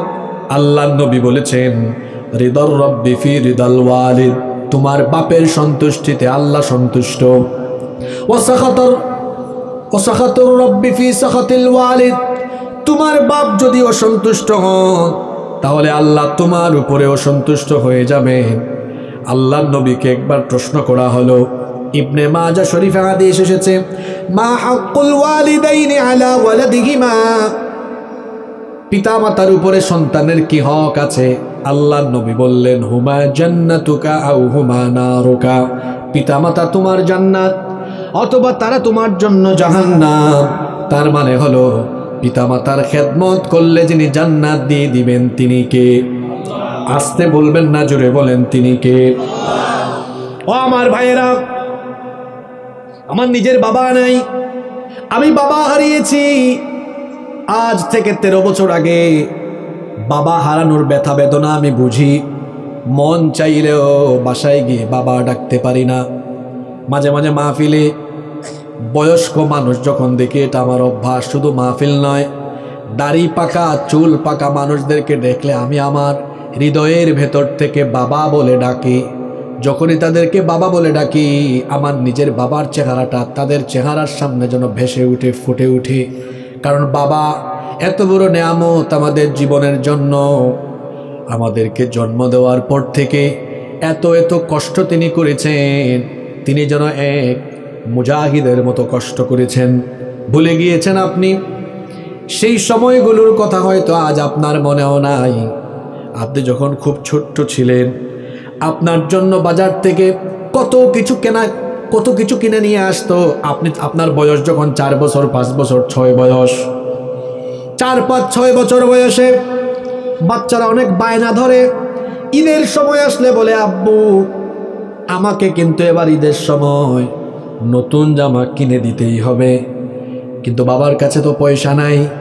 সারাদিন মাঠে ঘাটে পরিশ্রম করে, সবজির খেতে, ধানের খেতে সারাটা দিন প্রচণ্ড কুয়াশার মধ্যে কাজ করে, গ্রীষ্মকালে আবার মাঠ ফেটে যাওয়া রোদের মধ্যে ঘেমে ঘেমে ঘেমে ঘেমে পরিশ্রম করে, টাকা যদি নাও থাকে মানুষের হাতে পায়ে ধরে ধার করে নিয়ে আসে।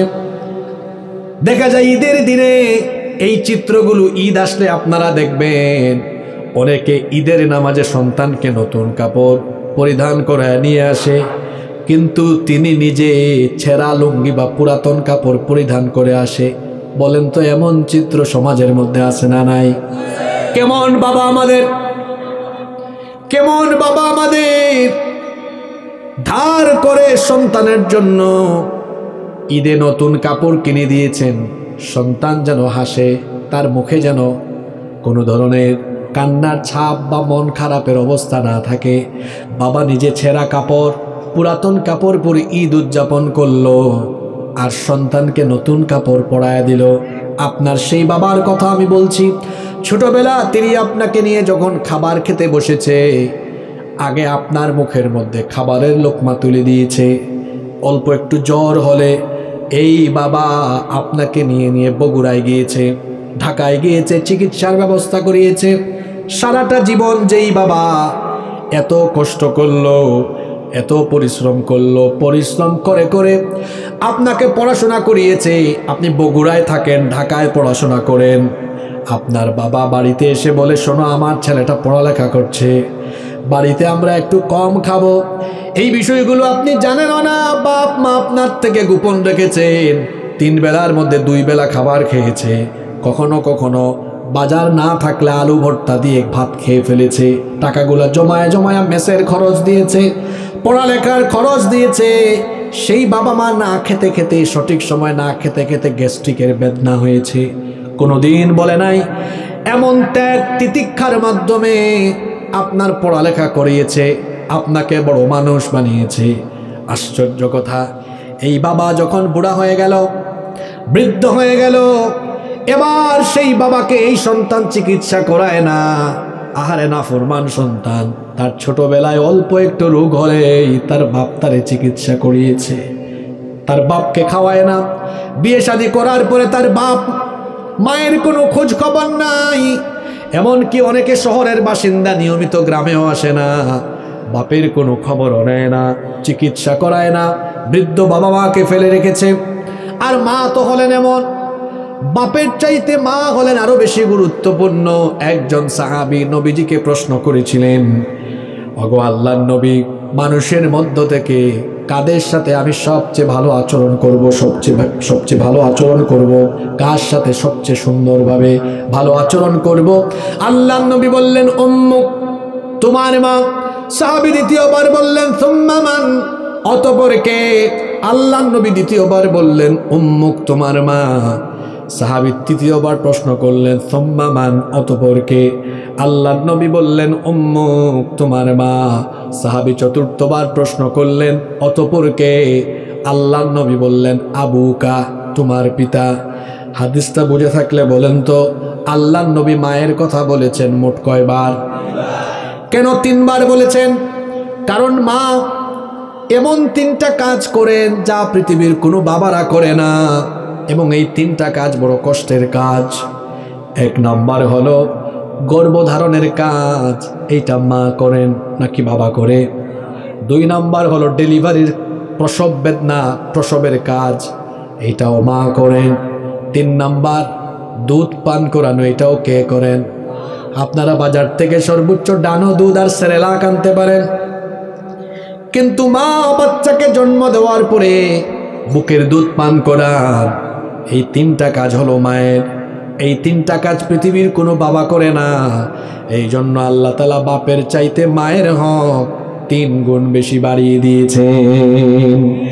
আর এই 3টা কাজ আমার মনে হয় দুনিয়ায় এই 3 কাজের চাইতে অধিকতর কষ্টের কাজ আর নাই।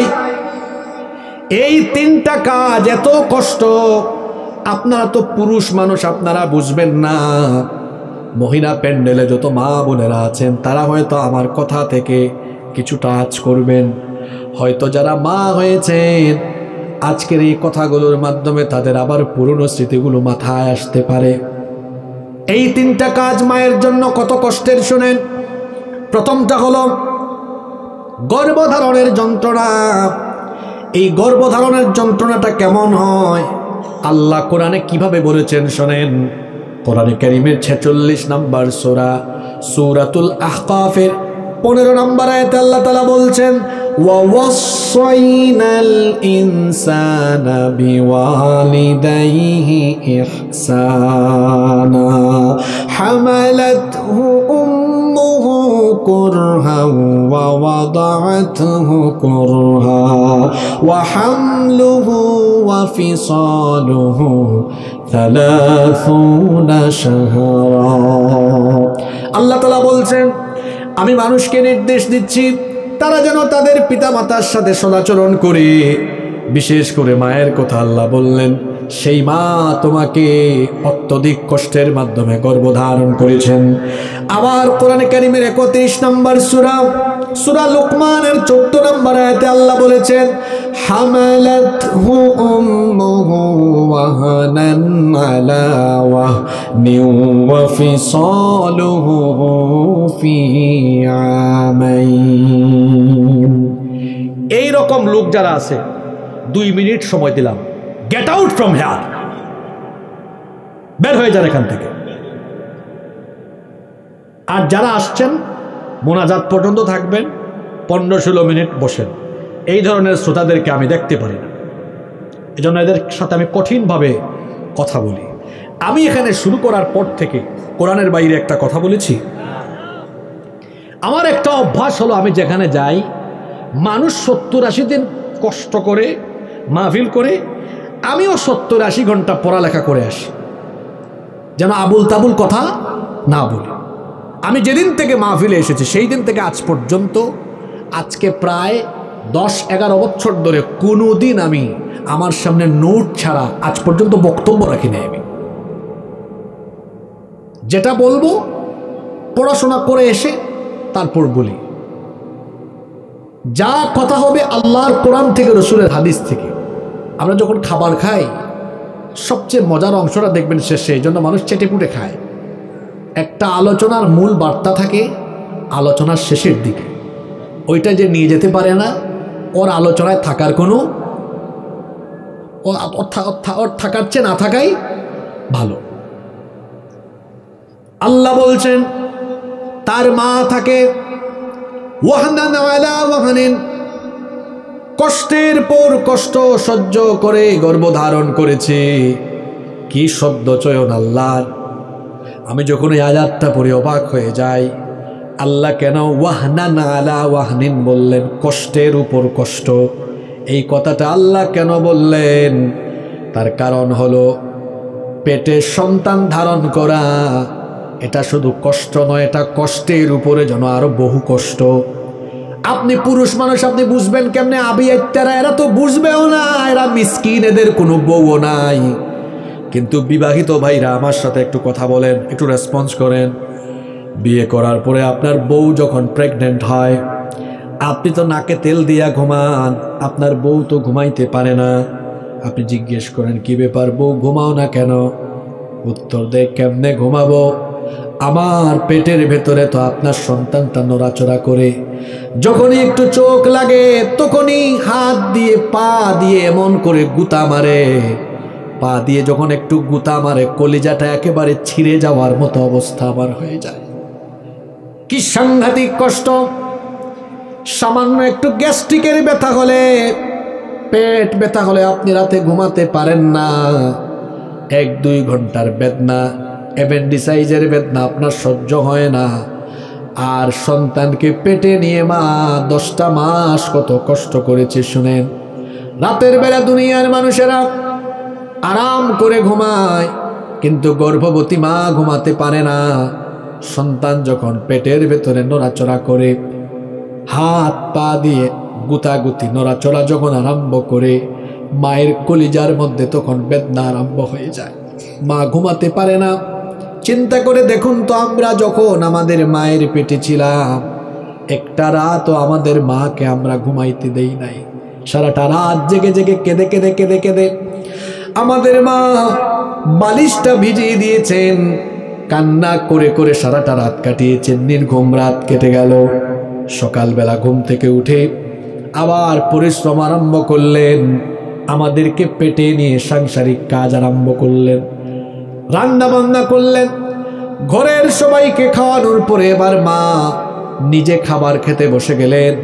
কিন্তু আহারে, যখনই খাবার খেতে বসছেন প্লেটটা সামনে, এমন সময় সন্তান পেটের ভেতরে নড়াচড়া মেরেছে, মায়ের বমি বমি ভাব সৃষ্টি হয়ে গিয়েছে, কখনো বা বমি করে দিয়েছে, খেতেও পারল না, খাবারের প্লেটটা রেখে দিয়ে বেডরুমে চলে গেল, দরজাটা বন্ধ করে দিয়ে একাকী কান্নাকাটি করতে লাগলো। এইভাবে করে একদিন আর 2 দিন নয়, মাসের পর মাস গিয়েছে, মা খাবারও খাইতে পারে নাই। দিনের বেলাও শান্তি নাই, রাতের বেলাও শান্তি নাই। 1 দিন আর 2 দিন নয়, এইভাবে করে 10 মাস 10 দিন মা কলিজা ছেঁড়া যন্ত্রণা সহ্য করে আপনাকে গর্ভধারণ করেছে। এরপরে ডেলিভারির সময় যখন আসে, আপনি তো পুরুষ মানুষ, আপনার কোনো ফিলিংসই নাই, আপনি জানেনও না। একজন নারীর সন্তান জন্ম দেওয়ার সময় যখন এসে যায়, তার ভেতরে তখন ভয়ের মাত্রা বেড়ে যায়, কারণ কত নারী সন্তান জন্ম দিতে গিয়ে মারা যায়।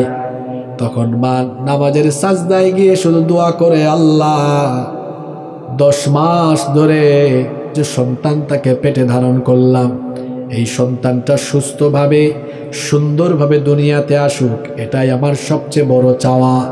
আমার বাচ্চাটাকে যদি জন্ম দিতে গিয়ে আমার মরণ হয়ে যায়, আল্লাহ প্রয়োজনে আমাকে তোমার কাছে উঠায় নাও, তারপরেও আমার সন্তানটাকে দুনিয়ার আলো বাতাস দেখাও।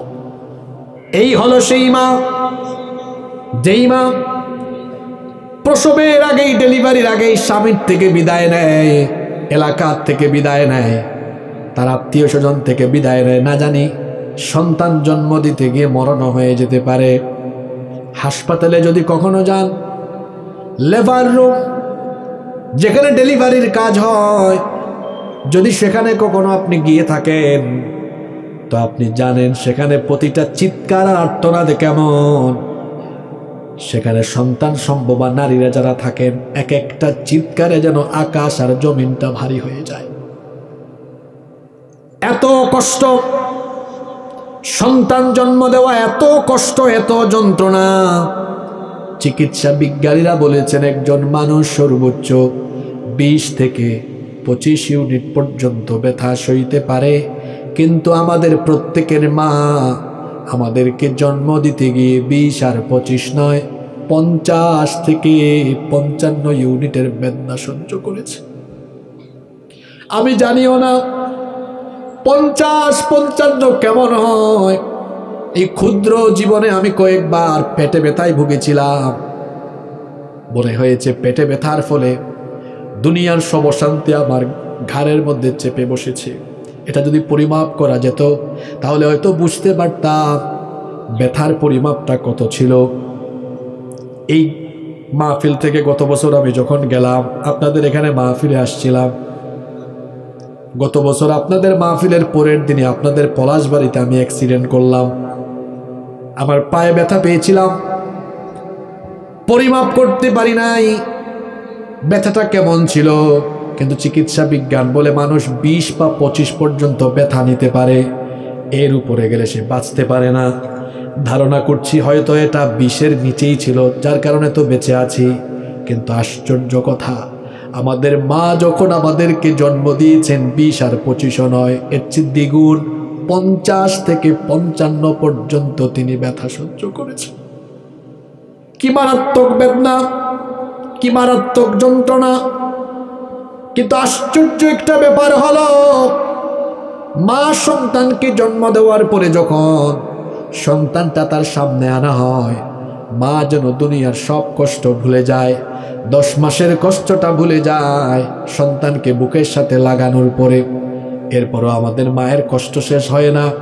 2টা বছর পর্যন্ত আমাদেরকে এই মা বুকের দুধ পান করিয়েছে। আমাদের কোনো ভাষা ছিল না, শুধু আমরা কান্না করতাম। কান্না করলেই মা এসে আমাদেরকে বুকে নিত, বুকের দুধ পান করাতো। আর এই মা কেমন মমতাময়ী মা শোনেন, এই যে আমার ভাই উনিও বুঝবেন এটা। আপনারা তো হুজুর মাহফিলে আসার আগে এত ফোন দেন, ফোনের উপর ফোন, মহব্বত একেবারে গড়ায়া গড়ায়া পড়ে, কিন্তু 100-র মধ্যে 98টা কমিটি মাহফিল শেষে হুজুর এটা বাড়ি গেল না মল্ল খবরও নেয় না। 2-1 জন এমন ভালো মানুষ আছে মাহফিল শেষে আয়োজক কমিটি ঘুমায়, শ্রোতারাও ঘুমায়, আমাদের বাড়িরও সবাই ঘুমায়, কিন্তু আমাদের মা তিনি কখনো ঘুমান না। একটু পরপর ফোন আসে, বাবারে শীতের রাত, কনকনে ঠান্ডার মধ্যে তুই কোথায়, রাস্তা কি দেখা যায় কিনা, তোর টেনশনে তো ঘুম লাগে না। আপনারাও যখন ঢাকায় যান, বাড়ি ফিরতে গাইবান্ধায় আসতে যদি দেরি হয়, কথাগুলো মিলায় দেখবেন। যদি কখনো গভীর রাতে আসেন অথবা দেশে বিপদ, হরতাল, মানববন্ধন, লকডাউন, শাটডাউনের মতো কর্মসূচি, এরকম পরিস্থিতিতে আপনি যদি বাইরে থাকেন, বাসায় ফিরতে যদি খুব রাত হয়ে যায়, দেখবেন বাড়িতে একটা মানুষও আপনার জন্য টেনশন করে না, কেউ আপনার জন্য জেগে থাকে না।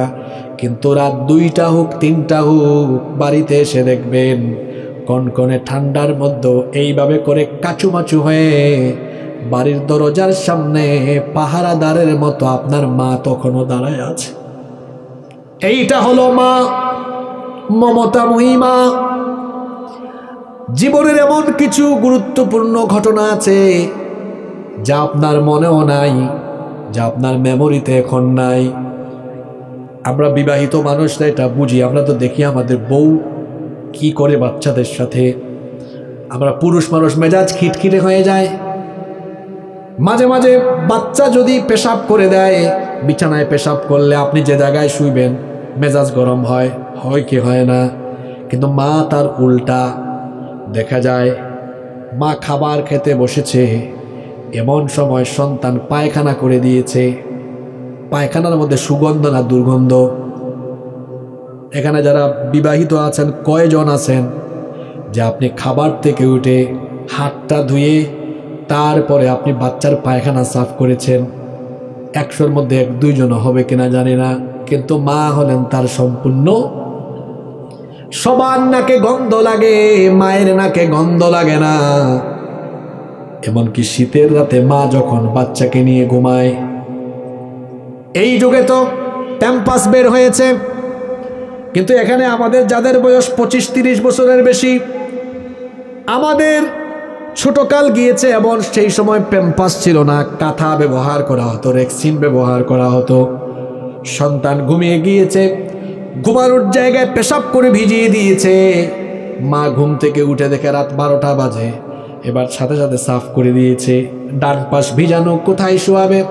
বাম পাশে শুইয়েছে। কিছুক্ষণ পরে পেশাব করে বাম পাশও ভিজিয়েছে।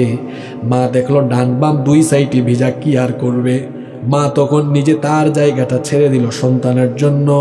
তিনি নিজে চলে গেলেন পেশাবের জায়গায়। সন্তান যেন আরাম করে ঘুমায়, সেতে ভেজা জায়গায় মা ঘুমাচ্ছেন। আশ্চর্য কথা, ফজরের আগে সন্তান আবার পেশাব করে দিয়েছে। মা পেশাবটা সাফ করে দিলেন, দেখলেন এখনো সূর্য উঠতে দেরি আছে, সকাল হতে দেরি আছে। চিন্তা করলেন বাচ্চাটাকে এবার কোথায় ঘুম পাড়াবো?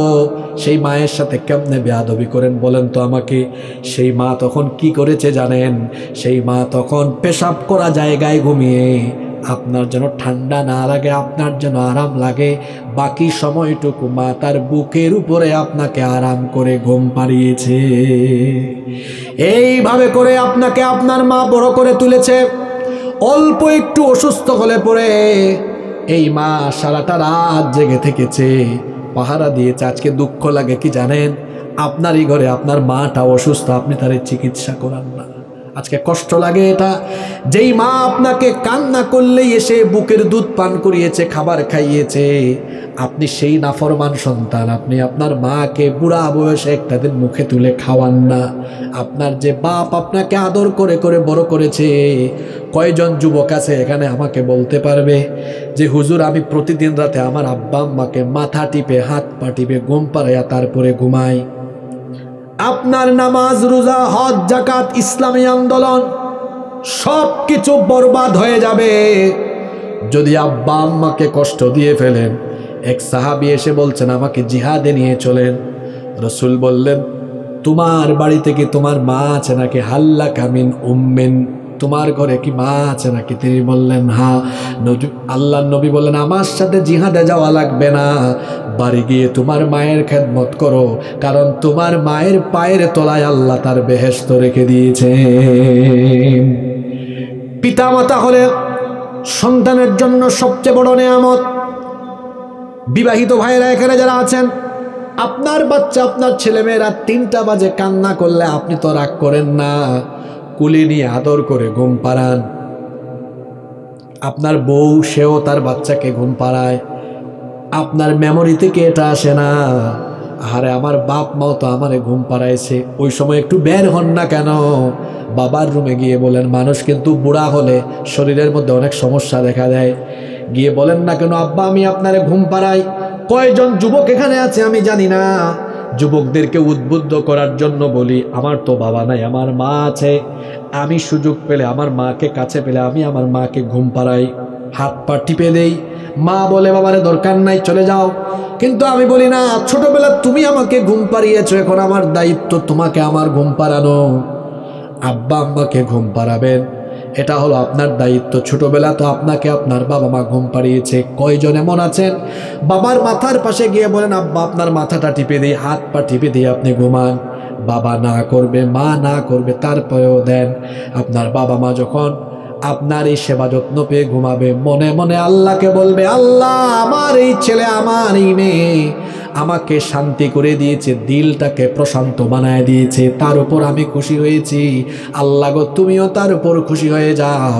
একবার যদি মনে মনে এটা বলে ফেলে আল্লাহর কসম আল্লাহর আরশ আপনার উপর খুশি হয়ে যাবে। আপনার তো অনেক কিছু মনেও নাই, একটু মনে করাই দিচ্ছি। কত বায়না ধরেছেন আব্বু, বাজারে যাচ্ছেন আসার সময় আমার জন্য এই চকলেট আনবেন, এই আইসক্রিম আনবেন। আপনার বাপ আপনার এত আবদার পূরণ করলো, এখন আপনি বাজার থেকে আসার সময় শীতকাল চলে এসেছে, এখন তো কমলা পাওয়া যায়, বেদানা পাওয়া যায়, আঙ্গুর তো সারা বছর পাওয়া যায়। আসার সময় একটু কি আলাদা ব্যাগে কিছু নিয়ে আসছেন কিনা আপনি? আপনার বাপ তো আপনার জন্য আনতো, বাজারের ব্যাগের সাথে আপনার জন্য আবার চকলেটের প্যাকেট থাকতো, আপনার জন্য আলাদা কিছু থাকতো কিনা বলেন? তা আপনি যে বাজার থেকে আসেন আপনি কি আনেন? আপনি একটা আলাদা একটা ব্যাগ আনেন, এনে বাবার রুমে যান, মায়ের রুমে যান, বলেন আব্বা এটা আপনার জন্য আনছি, আম্মা এটা আপনার জন্য আনছি, মুখে তুলে নিজের হাতে খাওয়ায়া দেন। বাবা মা যদি একবার শুধু খুশি হয়ে যায়, দুনিয়া আখিরাতে আল্লাহ আপনাকে সম্মানিত করে দিবে। এজন্য আল্লাহ তাআলা পিতামাতার বৃদ্ধাবস্থার কথা বলেছেন, কারণ তখন পিতামাতা একাকী চলতে পারে না, বয়সের ভারে নজ্জ হয়ে যায়। এজন্য আজকের যে আলোচ্য আয়াত আমরা ধরলাম, এখানে আল্লাহ তাআলা পরের আয়াতে আব্বা আম্মার বার্ধক্যের কথা উল্লেখ করে সন্তানদেরকে বললেন, ইম্মা ইয়াবলুগান্না ইনদাকাল কিবারা আহাদুহুমা আও কিলাহুমা ফালা তাকুল লাহুমা উফ ولا تنهرهما وقل لهما قولا كريما। তোমাদের আব্বা আম্মা দুইজন অথবা তাদের একজন যদি বৃদ্ধ অবস্থায় চলে যায়, তাহলে তাদের সাথে কখনো এমন আচরণ করো না, বিরক্ত হয়ে উফ শব্দ পর্যন্ত বলো না, গলার আওয়াজ উঁচা করো না, বাবা মার সামনে গলার সাউন্ড বড় করো না, ধমক দিও না, চক্ষুকে রেগে লাল বানিয়ে দিও না, কণ্ঠটাকে বড় করো না। আমরা বললাম আল্লাহ তাহলে কিভাবে আমি আমার আব্বা আম্মার সাথে কথা বলবো? আল্লাহ শিখিয়ে দিলেন, ওয়াকুল লাহুমা কওলান কারীমা। সবচেয়ে সম্মানের ভাষায় তোমার আব্বা আম্মার সাথে কথা বলো। আমরা মাহফিলে যাই, অনেকে আমাদের কাছে এসে বলে হুজুর আমার আব্বা আম্মা আমার বউয়ের উপর জুলুম করে, এটা করে ওইটা করে, কি করব? আমি বলি এত বড় সাহস তোমার কি করে হলো আব্বা আম্মার ব্যাপারে অভিযোগ দায়ের করো? আল্লাহ তো বলেছেন তোমার পিতা মাতা যদি কাফের হয়, কাফেরও হয়, মুশরিক হয়, মুশরিকা হয়, তোমার বাপ মায়ের উপরে সাউন্ড করতে পারবে না। ওয়াসাহিবহুমা ফিদ দুনিয়া মারুফা, দুনিয়াতে তাদের সাথে সদাচরণ করতে হবে, খেদমত করতে হবে। যেখানে আল্লাহ বলেছেন কাফির হলেও, বাপ কাফির মা কাফিরা হলেও খেদমত করতে হবে, তুমি তোমার মা বাবার বিরুদ্ধে অভিযোগ দায়ের করো কিভাবে? এত বড় দুঃসাহস তোমার কি করে হয়েছে? অনেকে আছে আব্বা আম্মাকে ভাগ করে। একটা গল্প মনে পড়ছে, বলবো? এটা আপনাদের এলাকায় এমন কপাল পোড়া থাকতে পারে। এক পরিবারে 3 ভাই, বাপ মা দুজন বুড়া হয়ে গেছে। এখন 3 ভাই পারিবারিক বৈঠকে বসেছে। বড় ভাই বলতেছে, দেখো আমরা 3 ভাই, চলো আব্বা আম্মাকে ভাগাভাগি করে খাওয়াই, চিকিৎসা করাই। তা আমি চিন্তা করছি, আমি 1 মাস, মেজো ভাই তুমি 1 মাস, ছোট ভাই তুমি আরো 1 মাস, এভাবে মাস ভিত্তিক আমরা আব্বা আম্মার দেখাশোনা করব। শুনতেছেন আপনারা? মেজো ভাই বলতেছে, ভাই আমি আপনার সাথে দ্বিমত, চলেন আমরা মাস ভিত্তিক না করে 4 মাস 4 মাস 4 মাস করি, তাহলে বছরে একজনের ভাগে কয় মাস? ছোট ভাই বলতেছে বড় 2 ভাইকে, আপনারা 2 জনই আমার বড়, আপনাদের কাছে আমার একটা আবদার আছে। কি আবদার? আব্বা আম্মা দুজনকেই তাদের খাওয়ানো, পড়ানো, চিকিৎসার সব দায়িত্ব আমি একা নিতে চাই, যদি আপনাদের কোনো আপত্তি না থাকে। এটা আপনাদের কাছে আমার দাবি। বড় 2 ভাই কায়দা করে জবাব দিছে, তুই আমাদের ছোট, ছোট ভাই হয়ে তুই আমাদের কাছে দাবি করছিস, তোর দাবিকে আমরা ফালাই দিতে পারি? ঠিক আছে, তোর দাবি পূরণ করলাম, তুই দেখাশোনা কর। এই 3 ভাইয়ের কথাবার্তা শুনেছে পাশে থেকে এক চাচা। ওই চাচা এসে বলতেছে ছোট ভাইকে, ভাতিজা তুমি এত ব্যাককল কেন? বলতেছে, চাচা আমাকে ব্যাককল বলছেন কেন? তোমার 2 ভাই তারাও তো দায়িত্ব নিতে চাইছে, তুমি না দিয়ে একা একা দায়িত্ব নিয়ে নিলা। এখন তো সারা বছর তোমার একার খরচ হবে, ওদের আয় বাড়বে, তোমার ব্যয় বেড়ে গেল। তো ভাতিজা বলতেছে, চাচা আয় ব্যয়ের হিসাব আপনি আমারে বুঝাইলেন, আমারে ব্যাককল বললেন, কিছু মনে করেন না। আয় ব্যয়ের হিসাব আপনিও বুঝেন নাই, আমার ভাইরাও বোঝে নাই, আর আমি ব্যাককল নই, আপনিও ব্যাককল, আমার 2 ভাই এই 2টাও ব্যাককল। চাচা বলতেছে, ভাতিজা কেন এই কথা বললা? কয় আয় ব্যয়ের হিসাব আমি ভালো করেই বুঝি। আল্লাহ কোরআনে বলেছেন, ওই যে ওই আয়াত, ইয়াসআলুনাকা মাযা ইউনফিকুন, তারা বলে তারা কোথায় ব্যয় করবে, আল্লাহ লিস্ট দিয়েছেন। 1 নম্বরে ফালিল ওয়ালিদাইন, আমি আয় ব্যয় জানি, আমি জানি আমার আব্বা আম্মার জন্য আমি খরচ করলে আল্লাহ আমাকে এত সম্পদ দিবেন, এটা আমি শেষ করতে পারবো না। সুবহানাল্লাহ কইতে ইচ্ছে করলো না?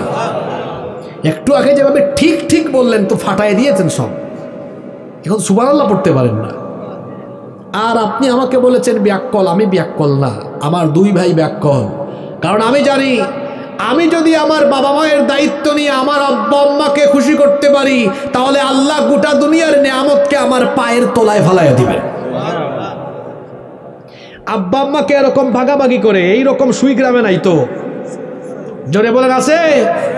ব্যাককল ছেলে, কিসের ভাগাভাগি? ভাই ভাই কম্পিটিশন করবে, কে তার মাকে বাবাকে কত বেশি খাওয়াতে পারবে, কত ভালো কাপড় চোপড় দিতে পারবে, কে কত বেশি খেদমত করবে, কে মা বাবাকে উন্নত চিকিৎসা করাবে।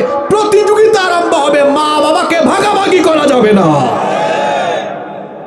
যত যুবকেরা এখানে এসেছো, ছাত্ররা এসেছো, আব্বা আম্মার সাথে সাউন্ড করে কথা বলবা না। নম্রতা থাকবে, ভদ্রতা থাকবে, সাউন্ডে ভারসাম্য থাকবে। কেমন? সুন্দর করে জি আব্বু বলেন, আম্মু বলেন, হ্যাঁ এরকম করা যাবে না। আল্লাহ নিষেধ করেছেন, ওয়ালা তানহারহুমা, তোমার মা বাবার সামনে গলা উঁচু করো না, ধমক দিও না। যদি একবার খালি এটা করো, ভালো করে শোনেন, একবার যদি খালি এটা করো, তোমার জীবনের সমস্ত আমল বরবাদ করে তোমাকে জাহান্নামে ফেলায় দিবে। একবার এটা করলে জাহান্নামে ফেলাই দিব। কথাটা কার? জোরে বলেন, কথাটা কার? পিতামাতার সাথে সাউন্ড করা যাবে না।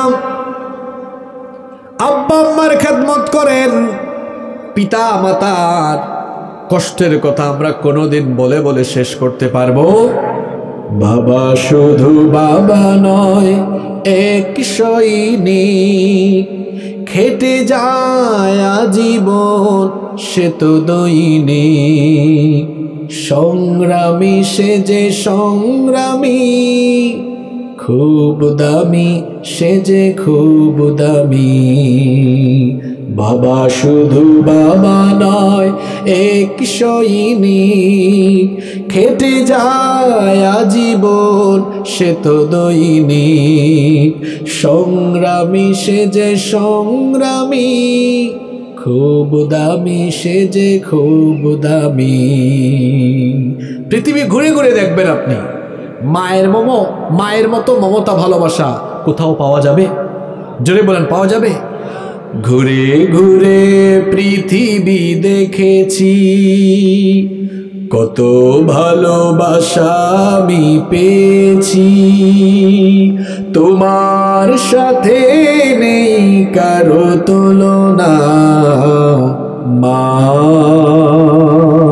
ও গো মা, মা ও গো মা।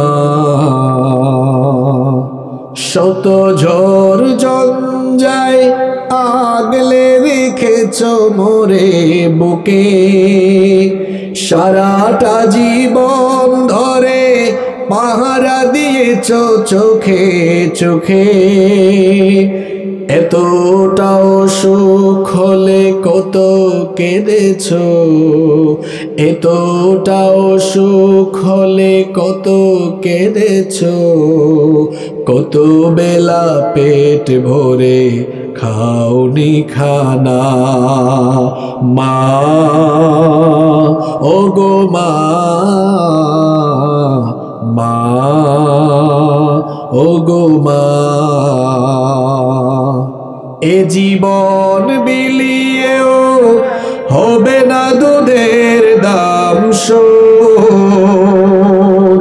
তোমাকে আঘাত করে যারা পশু, যারা নির্বোধ, তোমার পায়ের নিচে জানি জান্নাত, তোমার পায়ের নিচে জানি জান্নাত। তুমি তো জীবনের সব সাধনা, মা ও গো মা,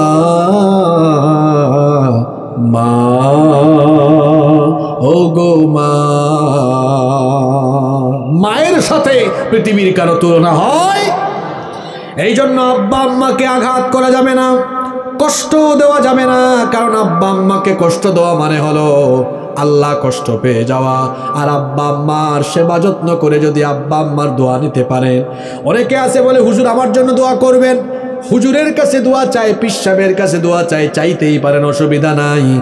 কিন্তু হুজুরের দোয়া আপনার জন্য আল্লাহর দরবারে কবুল হতে পারে, নাও হওয়ার সম্ভাবনা আছে। কিন্তু আপনার আব্বা আম্মা যদি আপনার জন্য আল্লাহর দরবারে একবারে হাত উঠায়, আল্লাহ সেই দোয়া ফিরায় দেন না। পিতা মাতা যে দোয়া করে আল্লাহ সেই দোয়াকে কবুল করে নিবেন। এজন্য আল্লাহ বলছেন তোমার পিতা মাতার খেদমত করো, খেদমতের পাশাপাশি তোমার আব্বা আম্মার জন্য রহমতের ডানা বিছিয়ে দাও, আর তাদের জন্য দোয়াও করো। আল্লাহ সেটা শিখিয়ে দিলেন। আমার সাথে পড়েন, ওয়াখফিদ লাহুমা জানাহাদ-দুল্লি মিনার রাহমাতি ওয়া কুর রাব্বিরহামহুমা কামা রাব্বায়ানি সগীরা।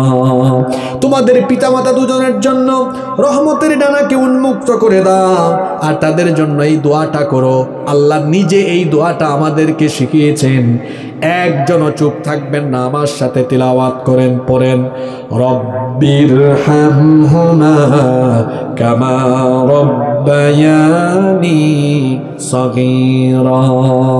কখনো দোয়ায় এটা ভুলে যাবেন না, এই দোয়াটা সব সময় করবেন। এত সুন্দর দোয়া আল্লাহ শিখিয়েছেন।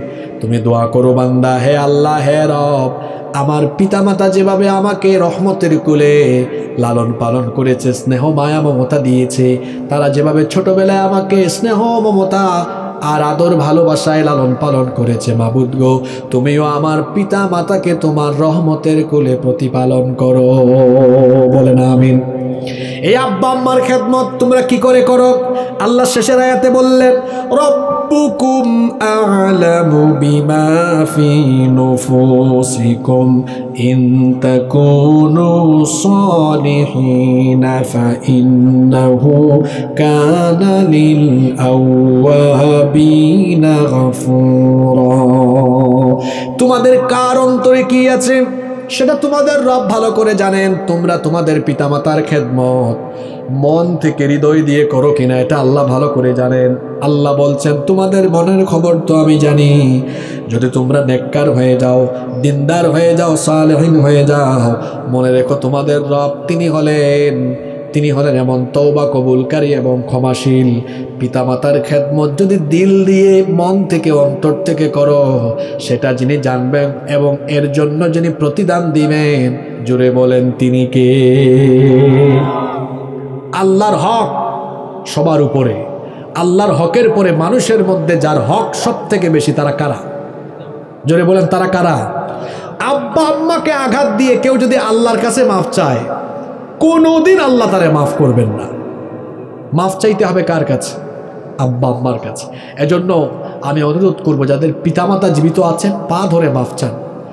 এবং আরেকটা পরামর্শ দেই, প্রতিদিন মাফ চাইবেন, প্রতিদিন মাফ চাইবেন। আমি আমার মায়ের সামনে যতবার যাই ততবার বলি, আম্মা আমাকে মাফ করেন। আমার মা প্রায় সময় আমাকে বলেন, বারবার মাফ চাও কেন?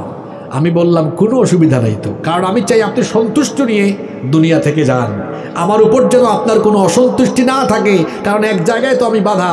রসুল বলেছেন, আপনি অসন্তুষ্ট মানে আল্লাহও অসন্তুষ্ট। প্রতিদিন মা বাবার কাছে মাফ চাইবেন, আব্বা আম্মার খেদমত করবেন, আব্বা আম্মাকে সবার উপরে রাখবেন, আব্বা আম্মাকে প্রায়োরিটি লিস্টের উপরে রাখবেন। কারণ আব্বা আম্মা অসন্তুষ্ট হয়ে গেলে আর জীবনের কোনো আমল আপনার কাজে লাগবে না। এজন্য আমি যুবক ভাইদেরকে অনুরোধ করছি, পিতামাতার সাথে সফট ভয়েসে কথা বলবেন, কণ্ঠ উঁচু করবেন না, বেয়াদবি করবেন না, চোখ রাঙিয়ে ধমক দিয়ে কথা বলবেন না। সব সময় আমরা আব্বা আম্মার সাথে আমরা সদাচরণ করব, বিনয়ী আচরণ করব। আল্লাহ আমাদেরকে তৌফিক দান করেন। আর প্রথম পয়েন্ট কি বলেছিলাম? সর্বাবস্থায় আল্লাহর আনুগত্য। আল্লাহর আনুগত্যটা হবে কেমন?